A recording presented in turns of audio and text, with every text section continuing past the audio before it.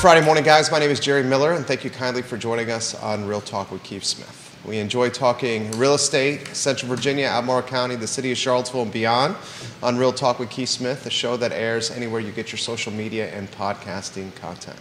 Judah Wittkower behind the camera, our director and producer, just an all-around fantastic human being. Keith Smith, the star of our show, and we have two guests that I think may be household names, Dave Norris and Greg Slater, in today's house and on set and in the studio.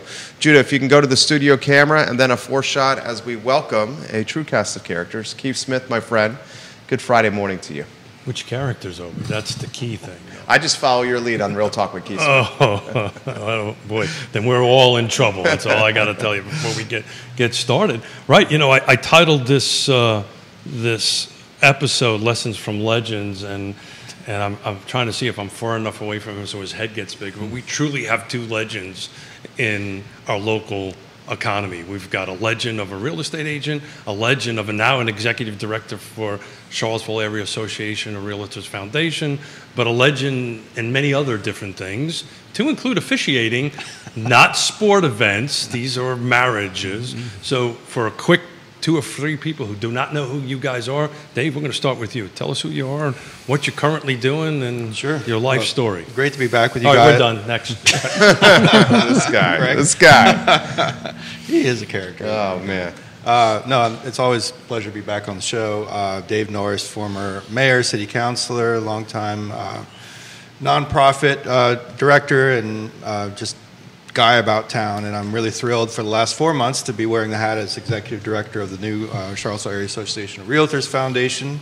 And we'll talk more about what that is later, but it's basically an effort by the Realtors Association to be part of the affordable housing solution here in our region. So we look forward to talking about what that looks like. So, and this is my boss. Thank you. Okay, boss, you're next. Yeah, if only.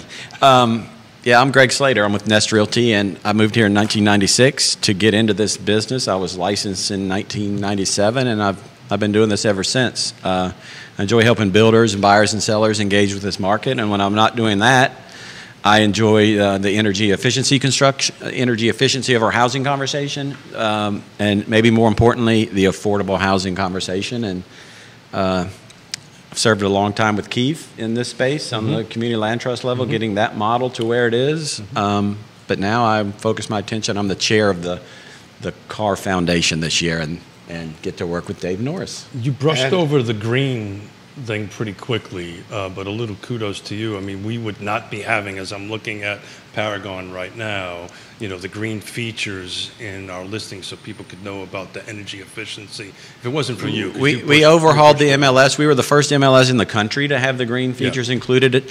That was in part because Cynthia Adams, the founder of Pearl Certification, was from here at the time. And one of our sponsors of this show. Yes, and the most recent thing I'm proud of that isn't quite public information yet, that is coming soon, but we're about to have our first continuing education on solar for realtors in the state of Virginia, available later this year. Yonna and I are about ready to do a listing in Belvedere, and much like the Nassau houses that we built, there actually is $7 a month that this guy pays. But we're here to talk a little bit about the CAR Foundation. So, Greg, I'm going to give you a break and let the executive director tell us a little bit the who, what, when, where, why. You know, I'm actually going to punt on that one because Greg tells it much better than I do. If you don't mind, Greg has the history with the CAR Foundation from the beginning, and tells a great story about how it all came together. We're rather fluid here, and then I can talk about sort of what we're doing now and what we're Mr. Former Mayor. We're rather fluid here. So tell us the who, what, when, and where, why. I like to start with pre-recession leadership at CAR, very interested in figuring out where CAR's seat at the table was going to be, and as affordable housing conversation was going, as that run up in values happened, and after many board meetings, I think that board understood it was complex and it was hard to figure out where to fit in and how to be impactful in there, and that leadership at the time decided, you know what, we're just going to raise some money, and we're going to be the difference from what a home costs and what someone can afford to close the gap and help people get in some homes. So we're going to help teachers, firefighters, nurses, and police officers. It was called the CAR Workforce Housing Fund. We raised a few $100,000, and in put that into the community. Years later, they were put in there as liens against the property that accrued a little bit of interest, but were paid back when the home was sold. And that money has come back. And with those funds, I think it's been 5 or 6 years now, the concept of CAR having its own foundation was established because this may be in the weeds, but the Charlottesville Area Association of Realtors is not a nonprofit. You know, it's an industry association, and they wanted to have a nonprofit wing for the purposes of corralling and focusing all of the resources of our membership, because it's a vast membership that has a lot of different backgrounds and different resources and connections. And the CAR Foundation was born a few years ago. And as I was wrapping up my time on the Community Land Trust Board, I always wanted to be involved with the foundation. And when I joined 3 years ago, and for my first year, I realized it had just gotten this 501c3 status, and it was time to build the organization. And we immediately moved to using the resources provided by CAR to move in that direction of a strategic plan. So we're going to talk about how and what, and I'm going to pick apart a specific example about how much money this really is going to take to make a difference. I prefer the term housing affordability over affordable housing, but that's my own personal thing. But one of the things we constantly talk about on the show is, as real estate professionals, we volunteer a ton of time. So I'm going to give kudos to you, because you and I have been at the table, at the forefront for a long time to go ahead and put a lot of time and energy into it. But Dave, so, you know, how is this foundation going to make a difference? Yeah, it's a great question. I mean, you two are excellent examples of how the realtor community here wants to be part of the affordable housing solution and has worked diligently to be part of the affordable housing solution, or housing affordability solution. You just got brownie points. And so we want to leverage, as Greg was saying, leverage the time, talents, and treasure of the broader realtor community to get involved as well. And we've sort of identified, initially at least, like 4 programmatic focus areas for the CAR Foundation. One, we've been talking about raising money. We want to continue to do that. We want to raise even more money, both within the CAR community and its affiliate network and the broader community, to invest in effective, innovative, affordable housing solutions. And so we are part of a new funders collaborative to create a strike fund for the Community Land Trust, which I know is near and dear to both of your hearts. You've been both involved in building that organization and getting it to where it is now, and it's increasingly a very effective tool for making home ownership affordable for moderate income, working class Charlottesvillians. And so that's an initiative we're strongly behind, and we want to invest in other solutions as well. We want to be good advocates for public policy that helps increase access to affordable housing in our region. We are looking to engage volunteers from within the CAR community to get involved personally in being part of the solution. And we've got an initiative we'll be kicking off this fall to recruit CAR members to serve as mentors for first-time home buyers, so we're really excited about that.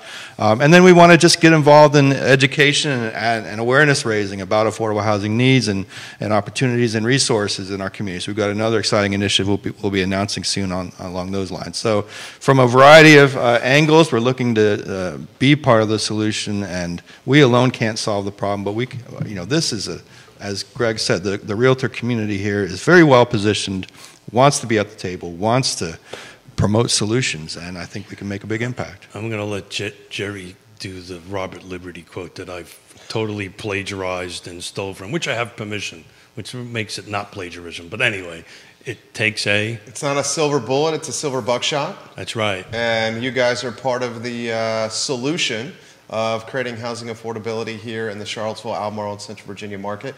We're seeing this with a number of ways. I'm a huge proponent of the land trust and what you guys are doing. The flexible zoning is another solution, where if you loosen the zoning, potentially more supply comes to market, additional supply stabilizes prices. Is that what's happening? Maybe we talk about that some on this program. I think you have some data points I do. that we can highlight. Yeah, so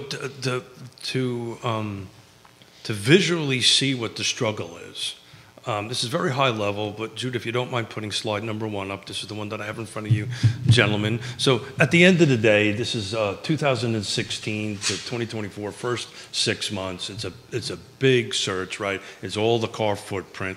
Thanks to my friend Greg here, we've narrowed it down to the car origination because it gets a little wonky with some of the Louisa County numbers. But the short version of it is, as far as market volume goes, as those in the profession, we're kind of at 2016 volumes. But what's important for this conversation about housing affordability, we're up, I did the math, actually the percentage calculator on my laptop did the math, from 175 to 465 between 16 and 2024, we're up 70%. And I want to get into, You're talking about home values? Home values. Okay. Median values have gone up 70% in 8 to 9 years, depending on how you look at the math. And wages have not. Excuse me? And wages have not. Yeah, and wages have not, right? And wages have not, and cost of goods, groceries, fuel have all escalated in price. But so this is the death of the quintessential death of 1,000 cuts. Yeah. But I'm on as the chair of the Land Trust and the Strike Fund, and I'm just going to throw this out here. Zoning is a good idea. All this other stuff's great, but at the end of the day, this is money. Money is going to make the difference, because we'll talk a little bit about a project that the Land Trust is doing at Lake Monticello. We're trying to branch outside of Charlottesville to go to some of the surrounding counties, simply because our subsidy dollars go further, right? Which is no different than the buyer, right, Greg? Right? The buyer is looking outside of the Charlottesville, Albemarle market, because we're trying to get somewhere down to something folks can afford. I'm going to let you pick it up for you, because I can see in your eyes you want to say something. I hate to use the phrase, but it's drive till you qualify, right? And we've banned that here, by the way. But okay. But it was happening before the recession, and then we went through what we went through, and now we're getting to a point where I think you guys talk about it on the show all the time, that builders are targeting opportunities Absolutely. Outside of Albemarle County as well, with the growth in the valley and the coming growth in Greene County. It might be surprising to some people how many lots are coming there. We should talk about that. Yeah, so one of the things I do is talk to the builders and developers all the time to stay in tune with this stuff. But Southern Development Homes has about 1,000 lots in the pipeline in Greene County, and they're partnering with Stanley Martin and Ryan Homes. So they're not going to build all of those homes, but they are developing the lots. And of all the things happening, I think this could be one of the most impactful. I'm not sure how to compare that to what's happening over in Waynesboro with the national builders showing up and the growth that's happening there. But not at that, I can assure you it's not at that volume. Yes, and so I've had a couple of brief examples, in northern Albemarle County. Like, for example, Southern Development Homes got a hold of the last lots of Wexford recently. Which are larger lots in a community that's been around for a long time. And we were both shocked at how fast those homes absorbed into the market, because it's really just across the county line. I guess some people still have the perception whether or not they want to be inside or outside of Albemarle County is a pretty big line for some people when it comes to schools and other things. But I think that 29 North Corridor and more opportunities for new construction in Greene County and southern Greene County specifically is going to be very helpful to the conversation. Jerry and I speak up to this all the time. Greene County will be, probably for the next decade, the place where new construction is going, the volume is going to uptick. There's 1,000 that you know of. I know of another 500 that's off book that hasn't started yet. So, there is anywhere between 1,000 to 2,000 lots coming on the market over the course of time there, which is a pretty large chunk on it. But Dave, going back to how the foundation can help, this is a big nut, right? And from my perspective, if you give me more money, I can solve a problem, right? So how are we going to do this? How are we going to raise it? And before you answer that, just to put it in perspective, I've got asked this question all the time. What is affordable? I can tell you what it is, to a number.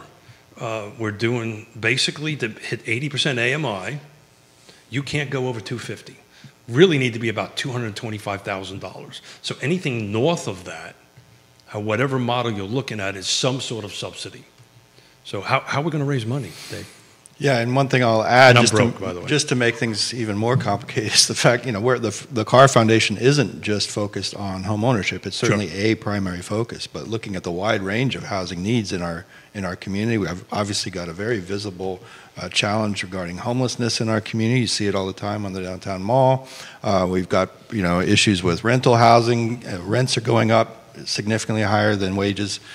So it's an across the board. And so our foundation is going to do our best to raise money from within the realtor community to be, to contribute and be part of the solution from a financing end. But it's also, again, how do you leverage the resources and the power, if you will, of this community, the Carr community, to impact public policy, to be at the table at forums like the Regional Housing Partnership. I just read my note. Which, thanks to Keith Smith, we were just invited last week to be a standing member of the Regional Housing Partnership to bring that voice and perspective to those conversations about coordinating policy on the regional level. Again, getting Carr members involved as volunteers, awareness raising, advocacy, anything that we can do to tap into the time, talents, and treasure of the realtor community to be part of the solution, we're going to do. So, I would like to add, and I think it's important for your audience to understand, we are not just a realtor foundation. We're not just a realtor board. We have established a set of bylaws that will always be 51% realtor board, but we have two members that aren't realtors on our board now. The first was Christopher Bremen of Bramante Homes. We wanted a partnership. We wanted somebody from the... and a shout out to him, right? Because we would have never done our Nassau projects if he didn't step That's right. up to the He plate. believes in the cause of affordable housing and has put his money where his mouth is. And we just added Alex Mahone, a local lender, to be on our board. And so this year's board is now full. Every year we'll have seats become available. We're interested in finding the right community partners that complement real estate and are interested in these topics that will grow our reach and our influence. So we can raise money within our organization, but we hope to become a steward of funds from our expertise and the board we establish and all of the processes we set up, that people that want to be impactful in this space will see us as a place to park their money because of the people we put together to figure out how to put it into play.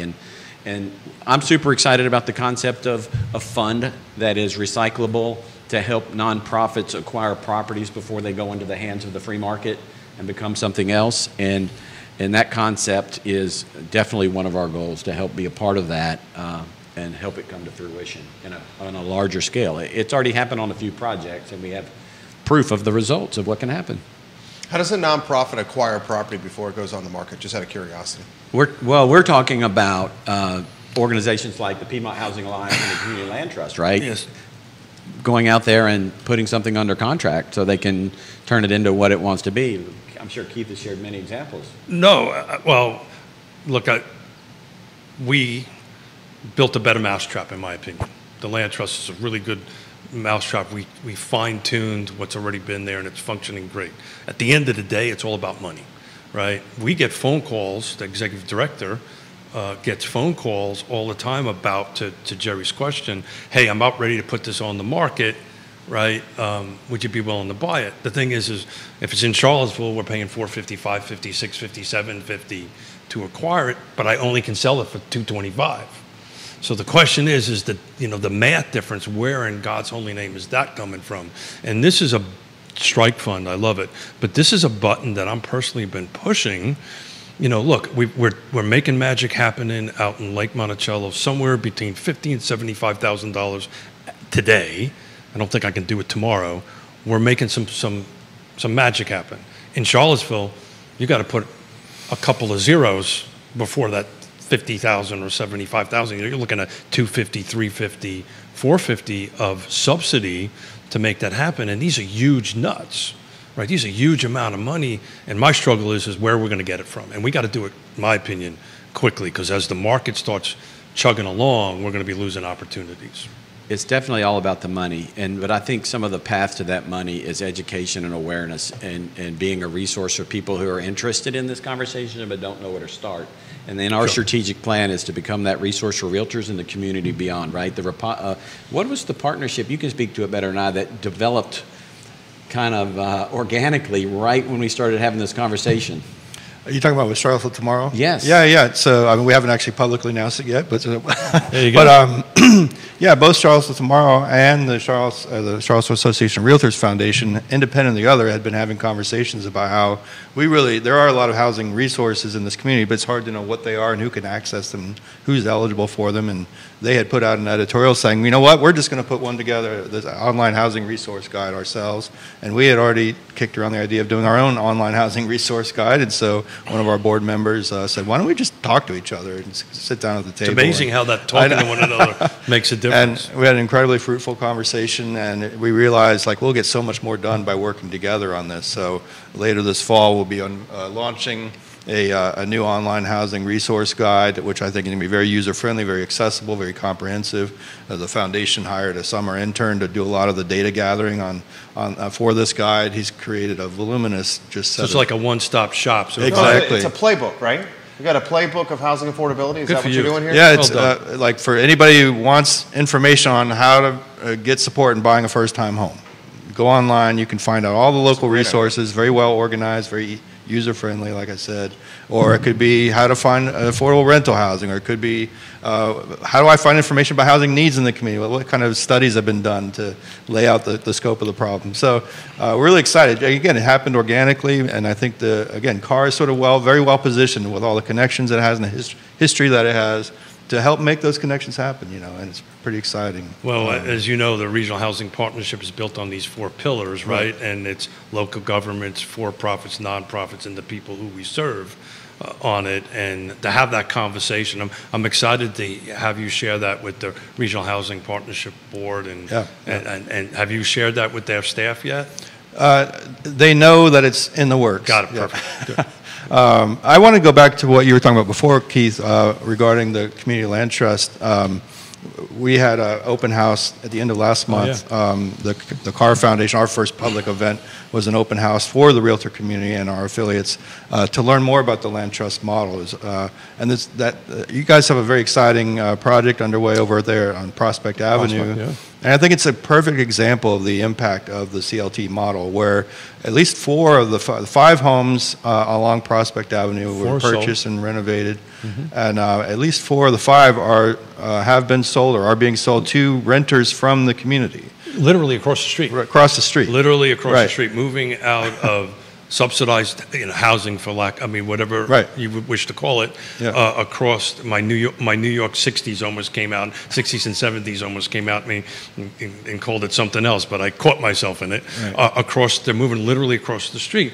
That's also at sub 60% AMI. Too. Exactly. Those houses are selling for $160, right? Yeah, that's exactly right. In the city of Charlottesville to have with solar. With solar. So they're beautifully renovated, I think.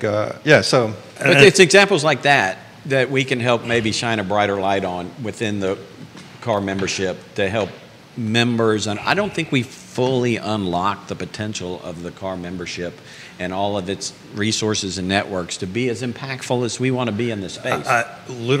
So I was talking off air before we came on, this house at Lake Monticello that we're selling, I'm at 50 to 1. I've had 50 conversations, 50 potential buyers to possibly spit out one. We were doing, when we were like 10 to... Yeah, it was before interest rates went up. That's exactly right.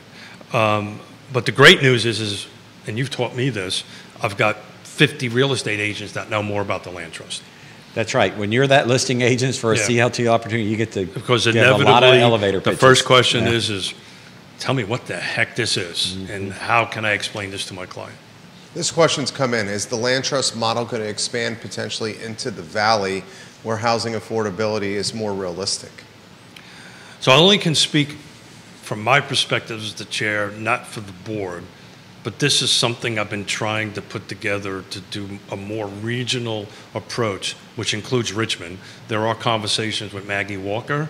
There is, to the best of my knowledge, there is not a land trust on the other side of the hill.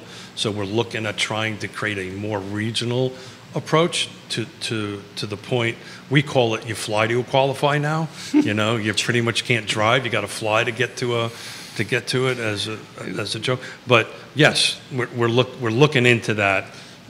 It's extremely difficult to bring all the bodies together and be on the same page. But that conversation is definitely We happening. had a member of the home building community association in Lynchburg who heard about what we were doing in Charlottesville through a builder connection that's been involved with the CLT, and they came to that event just for their first look at what a CLT can do, because they want to learn what it's capable of and whether or not they want one in Lynchburg. So again, I'm a bit partial to the land trust. I do need to say there's other organizations out there. Yeah. And we're going to support them all the best we can. That's true. Habitat does a wonderful job. Everybody has their own little secret formula, right? Ours works well under a certain scenario. Habitat's works well also under a certain scenario. There's some crossover where we work together, which is wonderful. We should highlight Roger Voisinay watching the program right now, Neil Williamson watching the program, Lottie Murray watching the program, Jesse Rutherford watching the program, Albemarle County Board of Supervisor and a city councilor watching the program right now. So I want to give a shout out to Neil. Neil corrected me on something a bunch of shows ago, and I thanked him for doing it.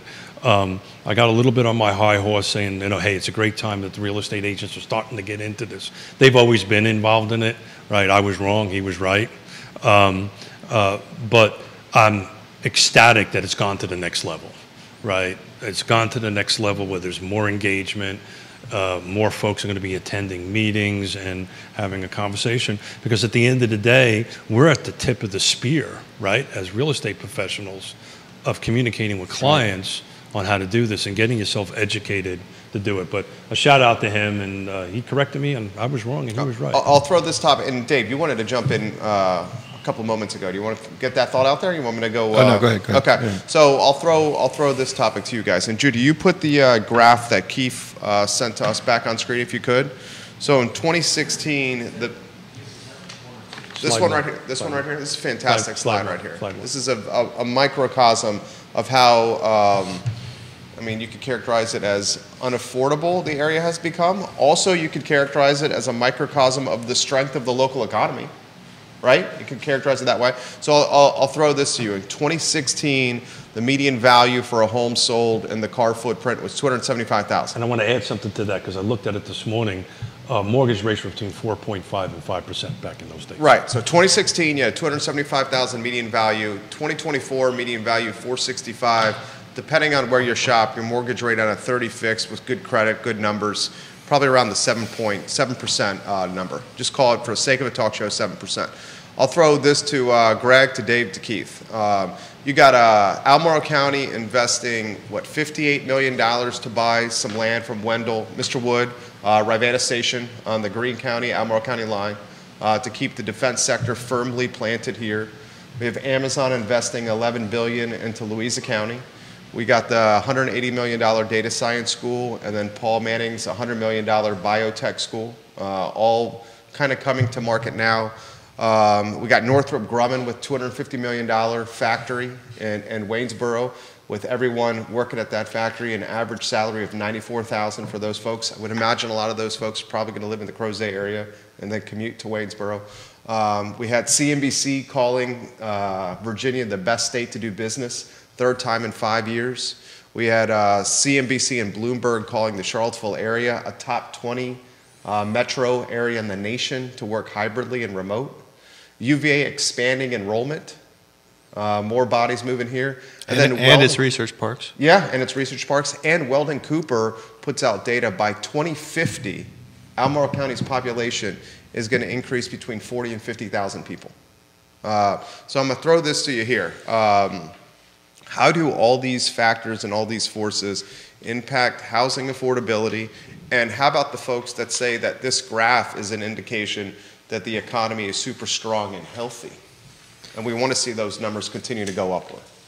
Well, one of the things we talk about the most as realtors, because it's easy data to track, is the inventory problem, right? The lack of resales, the locked-in effect, and not having the supply we need to make more transactions. And for a while now, I think realtors have figured out when you list a home, there are the comps, which may be few and far between, but you really have to measure demand and have some feel for the amount of demand at any particular price point to price a home, right? And it's a calculated guess in a lot of ways, but you just described it. it's a multifaceted problem we've created here.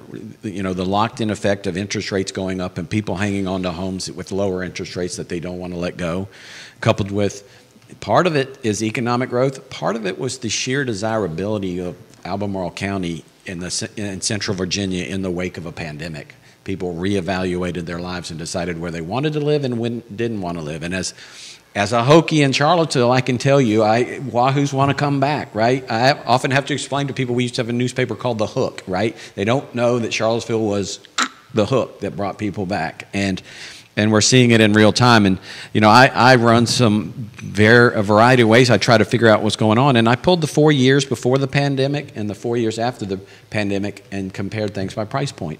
And the price point that jumped out at me the most was there was a 242% increase in sales from sales price. Sales price from 1.5 to 2 million.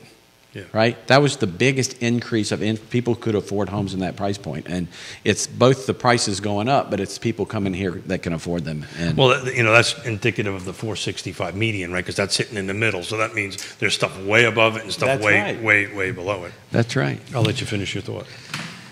That's basically it. I'm not sure what it's going to take to unlock the inventory. You know, the beneficiary of this are the builders trying to get as many homes out as they can. The builder sales, if you look at all these things historically, the builder sales are actually the most in line with things historically, where, you know, when I compare things to that average 5-year period before the pandemic, you know, the resale listing activity in this market is 37% off of what we could have expected the 5-year average from 2015 to 2019. 37% off. It's a tremendous number. So, Judah, we'll take a look at slide 2 now, if you don't. Let's get Dave's got a thought sure. on this. Well, I just want to say, like, if you look across the country, just getting back to your question, Jerry, if you look across the country, the communities that have the least problem, the lowest problem with housing affordability are the communities where the economy is tanking, right? And so that's just sort of a natural result of people. There's more supply than demand. And obviously we have the opposite problem here, which is in many ways a good problem to have. But in order to make sure that, as I've said on your program before, in order to make sure that the people that do the hard work of making this community function can actually afford to live here, we have to be very deliberate and intentional in making sure we have a supply of affordable housing, including deeply affordable housing. And that's why the Regional Housing Partnership is so important. That's why the Community Land Trust, all these other nonprofits, and that's why... Foundation? What's that? Your foundation? Well, I was just going to say, and that's why I think the realtor community is really stepping up and wanting to step up in an even bigger way to make sure we're making those investments and creating the kind of public policy that does ensure, you know, there's this great T-shirt I saw recently that says it's not paradise if the locals can't afford to live here. And so we want to make sure the locals can afford to live here. And so that's why this work is so important. But go ahead. I know you were about to. Well, I mean, you know, Jerry's outlined it very articulately. I can't even say whatever. Very well. There you go. Very well. Like, I lost a big word. I tried it. I was going to try. Okay, let me try to impress people. Went downhill. A for effort, Keith. Big word. He used a big word that I can't say. But if you take a look at slide number 2, this is your new construction stuff. Again, it's big picture stuff. It's all of the car footprint. It's only in the car or originating board, and it's both a single family attached and detached. So this is this new construction. To your point, it kind of follows a normal thing. You can see some of the inventory coming up and coming down. A lot of that has to do with these projects are anywhere between half a decade and a decade in the can before they actually get built, right, in the development process, which is something we really need to figure out how to fix. But the question I wanted to ask you two gentlemen, so let's say we got wands here somewhere. If we have a magic wand and somehow or another can build more inventory, is that going to make it better? If we build more, is that going to stabilize prices, and is that going to keep things more at a level increase? From an economic standpoint, historically, yes, it should. But you know, I think what we're seeing right now is with the maxing out of what we can achieve in our new construction environment, right? The delay of getting lots to the market and the number of builders we have here and the homes they're trying to create. I'm excited about some of the stuff that's right on the horizon, but some of the stuff right on the horizon we've been talking about for 3 years, right? Next year, we're going to start selling homes in X community. And then the following year, in the spring, next year, we're going to start selling. It keeps getting pushed. We're correct. That the whole 1,000 lots you're talking about at Greene County, that's probably not it's not going to hit the market to the end 2025. If I put my Home Builders Association hat on, you're just going to hear that the regulatory environment is delaying things so much and rising. Well, you can wear that hat here. That rising cost of everything involved. You know, I just was at an HBAV fundraising event for their PAC this week, is why I just saw all the slides, and they're real, and it's a problem. Jerry knows this number. How much of a percentage of a new construction is cost of regulatory? 24%. Neil Williamson says, who restricts the supply of housing? He's obviously alluding to local government, and he says expand the development area. I'll add some color and context to his comment. 5% of Albemarle County is allocated for development, and of that 5%, the topography limits what can be developed within that 5% area. Basically, and not all 5% can be used. And some of it is already commercial or industrial space, so that 5% is never 5%. I push back on expanding the 5% development area by highlighting the need to also prioritize infrastructure like schools and roads while expanding the developmental area as well. I highlight the Western feeder system, which is a fantastic area, and values of real estate have really escalated because the schools are tremendous. But you look at a lot of the schools in the Western feeder educational area, and they're at capacity or beyond. And a lot of young parents like me are asking questions, hey, why are schools like this? Why are kids learning in educational trailers when 15 years ago or so they were not? That worries people like me. You know, Western Albemarle and Crozet growth area in particular is where this whole thing is playing out in real time. 100%. Community level, ground level, talk about the need for infrastructure has never been louder and more organized. You know, this stat, I just helped someone who wanted to build a single family home in a urbanist community in Crozet, which most of them are. And what I determined at that point in time is right now in Crozet, if you want to build a single-family detached home in a community, there are 2 available lots on the ground to build a home on. So they'll be gone in the next 30 days, and then there'll be none. And there won't be any more till next year if the developer is giving a timeline they can achieve. Yeah, but, and they're let's call it like they're holding on to them. They're very, very strategically releasing inventory. To Jerry's point, development, this is always a 3-legged stool. There's always 3 other components that have to come with this: transportation, the healthcare system, and education, right? Those things kind of work concurrently with development. Yes, we have to build more, but you do have to work on those 3 legs concurrently to go get that way. It's why the Regional Housing Partnership was formed, because people weren't talking to each other. The local governments were not talking to the developers were not talking, or they were using different languages. I know this sounds a little high level, but I think we're making some excellent progress in those conversations. I don't think it's translating on the ground yet, but you know, hopefully we'll get there. And Dave, you jump in here anywhere you want to go, but I want to highlight what Greg said. I think he's 1,000% right. This infrastructure development crossroad is front and center in Crozet. You had a supervisor candidate in Brad Rickle who challenged Whitehall's Ann Malik, who's 5 straight terms on Albemarle County Board of Supervisors.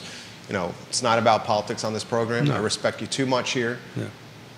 Maybe someone will say term limit should be in play when you've been on the board for 5 straight years. That's me talking right there, and I'll leave it alone. But Mr. Rickle, along with Eric Schmitz and Jeff Stone, with their Crozet United newsletter, we're highlighting some of the projects that are happening in Crozet with the connector.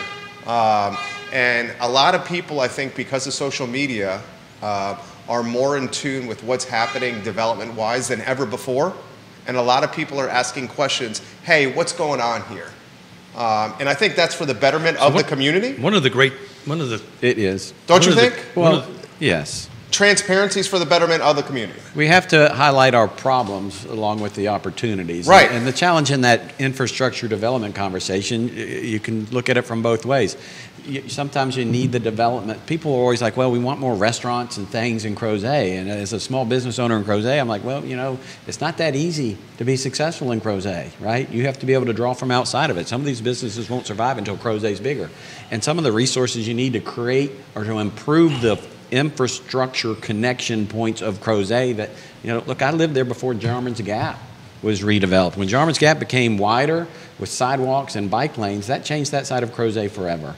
And there is a plan for these other pieces to fall in place, but just like affordable housing, you come back to the same thing, is where's the money to do it? I mean, you take somebody who lives in, and I'll stop talking here, pass it to you guys. Take someone who lives in Liberty Hall, across from Harris Teeter, that's looking to turn left and come into town.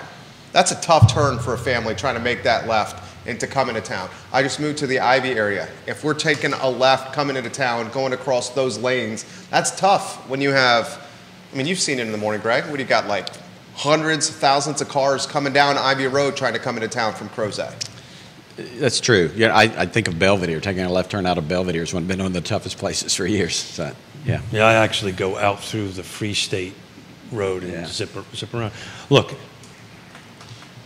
this isn't easy, folks, right? This is complicated. It's a ton of moving parts. And again, I'm not trying to, Yonna always accuses me of oversimplifying things. But if we actually have a conversation with one another and respect one another and try to move the needle forward for the betterment of everybody, I'm going to ask Neil if he's still watching, because I can't remember the number. I'm talking about my home county. It's somewhere between 95 and 97. I think the number is 96% county budget tied to rooftop taxes. So residential tax base basically covers 95, 97%. I want to be clear about this, of the county's portion of the budget. That doesn't mean the money they get from the state or the feds. This is the county portion of the budget. As a resident there, I have, and I've said this numerous times on the show, this is the first time since I've been there since 1987, my amount of money I pay out of my taxes, the cash amount, equals to if I was in Glenmore. I'm paying the same amount of cash out. And why is that? Because I don't have anything else in my county to offset, or large enough to offset the expenses on it. Well, this trend is going to continue, and I'll get off my soapbox here in a minute. We're very blessed. My mother and father are going to be able to move into there at this point in their life. They're in their I won't give the number because my mother will kill me because she watches the show. She's 35. I'm 60-something. I don't know how that math works, but she's 35. But this aging population, they have no place to go. We're very lucky to have them live with us. So you know, we've been talking about sort of how to add infrastructure in these outlying areas, and I think the flip side of that is look where we do have infrastructure and look where we can accommodate more density, which is in the urban core, you know, not just the city, but the urban ring of Albemarle County. Sure. And so we've had this very interesting conversation over the last couple of years about the rezoning the city to allow more density, to support more walkability, public transportation, commercial growth, creative infill development.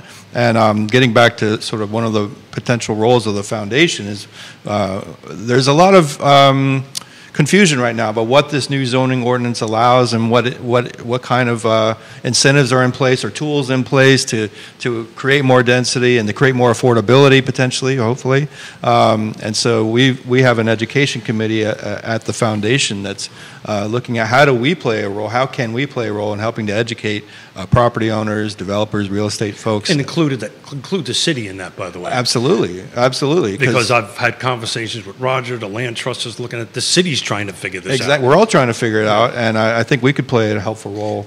We talked about before the show started there, the pioneers who are taking on the rezoning process, hopefully, and some of them have already agreed to it. We need case studies that we can make examples of. It's the same way we were doing with affordable housing back in 2006 or 7 when the proffered affordable, we said, look, we're going to go build these proffered affordable homes and we're going to bring it back to you and show you what happened. And I think that's one of the things that we hope to be able to do at the foundation, is be a source of connecting the dots. Yep. But and you know, just to be straight up about it, I do not and I've said this publicly, I do not see the city rezoning being substantially impactful on affordable housing right out of the box. This is going to be No, it's going to take time. Years down the line. To Greg's point, you know, we need to solve this now. These leeways between the developers doing it, some of the outside counties, the city new city ordinances. It's just going to, everybody needs to be patient. It's going to take time. But I think about when, you know, we talk a lot in this community about gentrification, right, and displacement. And I think about if you've got a long-time, moderate-income homeowner in a neighborhood like 10th and Page, Fiveville, who wants to stay in the neighborhood, wants to stay in the community, wants to keep their home, right now is being priced out and taxed out. They can't afford to do so. But if you can create the conditions where they are able to add an accessory unit in their, either as an attached or detached an accessory unit, not only does that generate more income for them to be able to stay in their home and in the community, but it also creates additional inventory of affordable rental housing. So it's a win-win, and this new ordinance helps to encourage that. And if we can, again, find those case studies and find those examples and those tools to allow more homeowners to take advantage of that, it could be a real... If I can add a little context on that, someone who's getting gentrified out of 10th and Page in Fiveville, an ADU in the backyard, probably looking at $250,000 to $300,000 price point to build. And if you're talking about a detached, you know, carriage house, but it doesn't have to be that. Yeah, it could be basement apartment to help subsidize some overhead. I can tell you, I'm budgeting out one in my just in Flavanna County. And you're probably at $100,000 at least, aren't you? I'm at $1.50. Yeah, for a basement apartment. For a basement apartment. Yeah, and that's with people I know. Right, and that's with you having an advantage with, I mean, you had the structure pretty much, you know, and you were a general contractor. You're Class A contractor. Yeah, we took the detached off the table very quickly because it had a 2 in front of it. Right, and the ROI on 2.5, $300,000 ADU in the backyard is never. Yeah, you do it because you love your mother and father, and then you want them close to him. That's why, you're blessed to be able to do this. But Fiveville, little off the record stuff. We meaning the land trust, is working with a homeowner over there who owns their home free and clear. We're actually going to put a land lease underneath it, so it's going to be forever affordable, and work on an ADU in the backyard, which as a nonprofit, those numbers work a little bit better for us because we can then lean on vendors and subcontractors to be a little bit more generous. Yeah. Well, it also helps that they get write-offs because we're a nonprofit. Well, that's a great example. One of the reasons, look, it's the foundation. Those are phone calls we're getting. We have to take a broad look at things. And we're in our first year of having a strategic plan, and really, look, we're built out the committee structure. We don't have a website yet. That's in the works. We just hired someone to help us with that. We're getting to the point where we actually start asking for our members to, we're in the very early stages. So we have a very broad. But when it comes to the land trust is a Swiss Army knife of solutions, right? That can create opportunities to make a little bit of an impact here. And that's one of the reasons we're here, and one of the reasons we had an event for you guys is because we believe in it, and we want our membership to understand what it is, because that really, truly understanding what a community land trust can do is the first step. So the three of us, and I'm not going to make an assumption for Jerry, know what it means to start from the ground up a nonprofit in a 501c3. And kudos to you. To do that in a year? Yeah, well, it's been 3. I was trying, you know. Yeah, but once you took over chairmanship, did you not? This year, well, we got to the strategic plan, and we decided, when you have a strategic plan, next step is hire an executive director or build a business plan. Not everybody the in-between step is get the money to hire. We had the money. Oh. That was the blessing. We were a working board before that, and I can tell you, we went from driving 10 miles an hour to 100 miles an hour when Dave showed up. His reputation and his experience has impactful in ways we are still starting to understand ourselves. There was a moment in our board meeting yesterday where someone just stopped to say, "Oh my goodness, thank God we have Dave." I mean, you realize he's sitting here, right? I know, but he hears it all. He hears it, and he should hear it again. I mean, the realtors have always lucky to have you. The realtors have always wanted a louder role in the affordable housing conversation, and we haven't ever actually achieved it. And I think with the foundation, you've got a creation, platform and like a megaphone now. This leadership and this the knowledge that Dave brings to the table and the history that he brings to the table, it's a shortcut, honestly, for helping our. I can talk about all the things I do, the other board members can, but when Dave lays things out from his perspective, it's easy to get a faster understanding of what we need to do. And I'm not saying this because he's here, but there's a skill that you need to have to manage boards, and you definitively have that. And it resonates from being mayor. And I got a question for you, and I apologize for interrupting you here. The new zoning ordinance, the affordable housing requirements, if a developer is building a project of 9 units or more, 10% of those units must be tied to 60% AMI for 99 years. Can the foundation act almost as a policy or lobbying or encouraging group to talk with local government and say, hey, some of these elements of the NZO need to be tweaked because they're actually doing the opposite of creating affordability? Like, because what developer is going to want to do a project like this? Yeah, I've already had conversations. It doesn't pencil out. You can't do it. Yeah.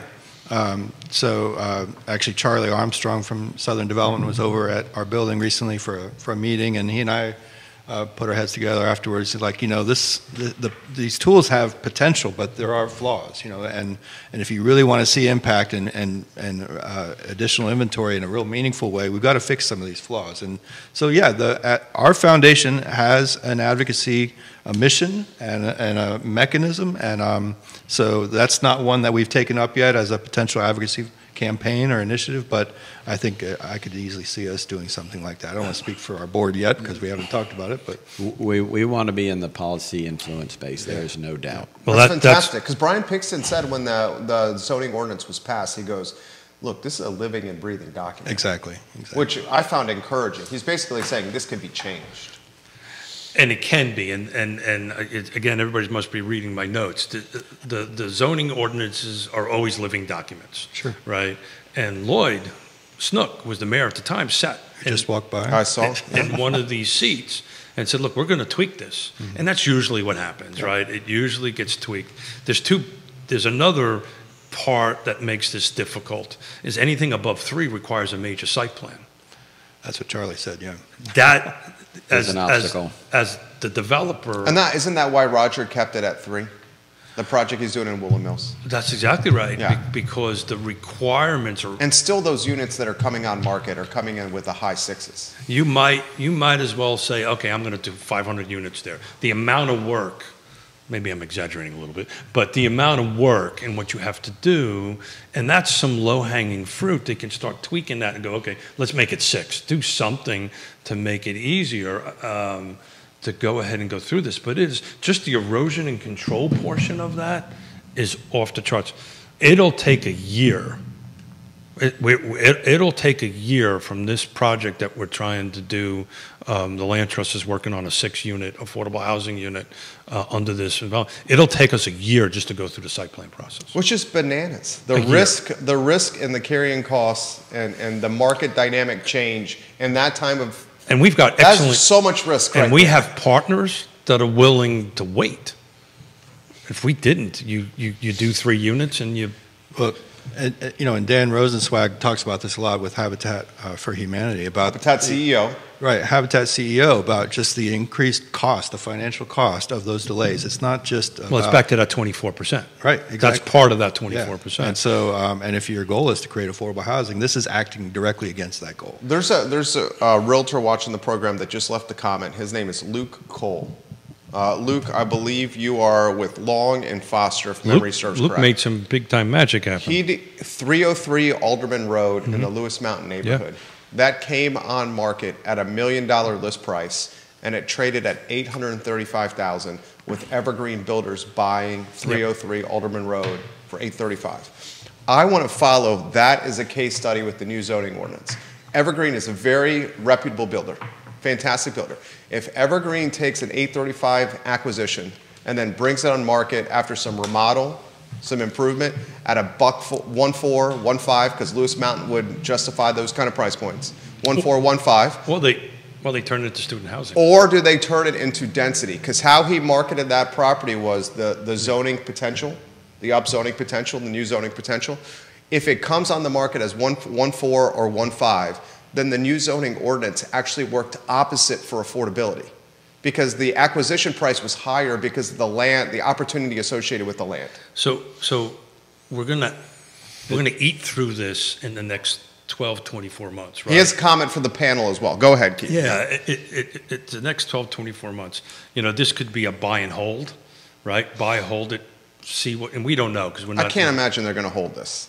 They can buy it. Yeah, sure they can. I mean, if they got the capital, they can buy and hold it, right? And wait to see what happens with the zoning ordinances and then start tweaking it. Right now, everybody's holding their breath for Roger, for these 3 or 4 people or entities that are going through this, so everybody can figure out exactly how to do this. And Roger said the only way he could do his Woolen Mills project was to partner with, he owns the land, sure. He partnered with Richard Price, the architect, he partnered with a local builder, sold them the lots where the new houses are going to go below market value as a discount or as no charge for their time. But their architectural time and their building time. But that's not going to put something on the market at 225. No, it's going to come in at 680. Yeah. Luke says this, to allow for more affordable housing, does the panel imagine that some of the rules and regulations in order to maximize density on these lots will be revised to work with developers to implement these changes? I almost think it has to. It has to. Hopefully there's a subjective level of a range of what can be decided based on what's being done and what will happen, right? This is the same way other affordable housing gets created. If you hit certain income levels for who you're going to serve, you get more houses. And again, especially where the infrastructure is in place to accommodate it. Local government guy, right? You understand how local government works better than anybody at this table. You know, I kind of look at some of this stuff as similar to like a non-funded mandate, an unfunded mandate, right? So the state says, this is what you've got to do. Good luck, local jurisdictions, figure it out. So this is happening. We figured out a plan. The market's trying to work together with the city to figure out the best way to tweak this. It will change. There is no doubt about that. When is the question, right? And once these projects go through and the people that are like Rogers, who's out there sticking their necks out and taking the risk to do this, they should get kudos on a regular basis because they're the ones that are setting the template for I think Roger might be the first one. No, he is. I know he is. That does this. We call that a pioneer. Jason, or maybe not. Maybe something Roger else. is an uncommonly good guy. Like Roger Poisonnet is A+ guy. Oh, Yeah, solar A+ guy, dude. I like that. hockey Uncommonly guy. good guy. I like that. I got to remember that. Roger and I traveled to Africa together once. He's Really? Yeah, Cool. yeah. So he's Jason Howard on Rio Road. Has there been any talk of expanding? This is right up your alley here, Dave. Has there been any talk of expanding the real estate tax relief program to help keep long-term residents in their homes as prices and corresponding taxes increase? Yeah, that was one of Mayor Walker's big pushes when she was in office, was to make sure that that tax relief program was robust enough to allow long-time renters to be able to stay in the neighborhoods. They did expand it significantly. Can it be expanded more? Can we get state permission to expand it more? I think that's an ongoing conversation. I know, I have a feeling this council would like to see that expanded. But we're a deal and roll state. Exactly. So. Yeah. So yeah, I think that's one of the tools in the tool chest. Is Well, they have a unique. They have Albemarle and the city of Charlottesville have a unique ordinance that's already on the books because if they wrap it into their affordable housing project, they can actually do that unilaterally. You'll notice, I don't know if you've noticed this before, but the way it's framed in the city code isn't necessarily tax relief. I forget the exact wording, but it's a grant program. Yeah. It's, and that was deliberate because the state code, state law allows localities to issue affordable housing grants, but it doesn't allow them to have explicit. There's always a little workaround, isn't there? It was a workaround, and we got it done. And so yeah, it's one of the tools. Certainly will be helpful. So as these things usually go, we are up a little bit. I know, this show is fantastic. We're an hour in. We're an hour in. You guys are great. From chatting. We can continue a little bit longer if Jerry's good with that. Yeah. But I have a 11:45 meeting that I've got to make, so I've got to wrap up here in about 10 minutes. But as we're kind of wrapping up here, I first of all want to say thank you, gentlemen, for joining us. Absolutely. Thank you for putting the time and energy in for foundation for Carr. You know, again, this is one of these tiny little pellets that are in this silver buckshot. There's not a silver bullet here. Keep up the good work, and I'll let you guys wrap up and whatever you want to say from there, and Jerry will close us out. You know, the foundation is just getting going. It's in our first year. To our realtor colleagues out there watching and listening, we want to engage with you, and we want to help you understand what we're doing and what we're trying to achieve so we can earn your trust and support, both from a volunteer standpoint and a financial standpoint. We're already lucky enough to have a board that's a little bit competitive to get on. We're not a board where we're sitting around waiting to see if we can find some people to fill the seats, and that's a real positive. To the other nonprofits in the area, we want to hear from you, and we want to understand what you're doing. We are trying to get a holistic view of the entire landscape so we can collectively work together and learn about places where we can be the most effective, where we can be the little bit extra an organization needs to get something done or to get the word out or to be supportive. We are not hyper-focused on any model. We're just hyper-focused on being a part of finding solutions. And if you're a member of the general public and you are interested in the affordable housing conversation and you don't know where to go with your resources or where to donate, we'd be happy to consult. I've got a place. Right. You've got a place, but maybe it's the foundation at some point, right? Because I could put out a bank account number. Right. You know, you can wire anything you want. But we hope to earn the trust of the community in general to be a place where we collaborate and pool resources to do the things. We have done the research. There are real estate association foundations across the country, and most of them are able to do good things by raising money and doing things in the $5,000, $10,000, $15,000 grant world, and hopefully we'll be doing some of those things too. But right now, at this stage of the game, our vision is much larger and our goals are much higher, and we're trying to get the word out. Yeah, I'll just add to that. Well said. I'll just add to that. You know, the housing affordability problem in our community, in our region, is not going to solve itself. You know, and particularly when you see what's happening with the market, particularly when you see the opposition, the not in my backyard opposition that comes up when you talk about things like rezoning and folks that are opposed to some of the changes that are coming down the pike. It's not an easy problem to solve. And so it takes courage, it takes dedication, it takes money, it takes collaboration, it takes vision. And so I'm just proud to be at the table with these two gentlemen who've been doing that work and been fighting the good fight. And I think, you know, we're never going to solve it overnight, but I think working together, and again with the support of the realtor community, with the support of the broader community, we can make a real impact. And so, and again, there's so many people that are struggling for lack of affordable housing. They're having to make very difficult life choices for lack of affordable housing. And we need to make it better for people in our community. So for everybody who's watching and listening, I've been trying to figure out, and I welcome a text or phone call from anybody. I've been trying to do a YIMBY roundtable, right? Yes, in my back time, not my back, to have two folks from different opinions and then have it moderated by us and move the discussion on. So anybody in either one of those camps, reach out. We'd love to schedule a show to do that. This is an awesome show. I just saw on the feed from Roger's beautiful wife, Jessica, that today's Roger's birthday. Oh, happy birthday, Roger. Happy birthday, Roger Voisinet. And an uncommonly good man. He is a an perfect uncommonly description good man. from Dave Norris. Judah Wickower behind the camera is another uncommonly good man. We love Judah Wickower. For Greg Slater and Dave Norris and our star Keith Smith, this is Real Talk with Keith Smith on a Friday. Thank you guys for joining us on the program, and so long. Excellent. You will let us know when the mics and camera are off here. 1 second.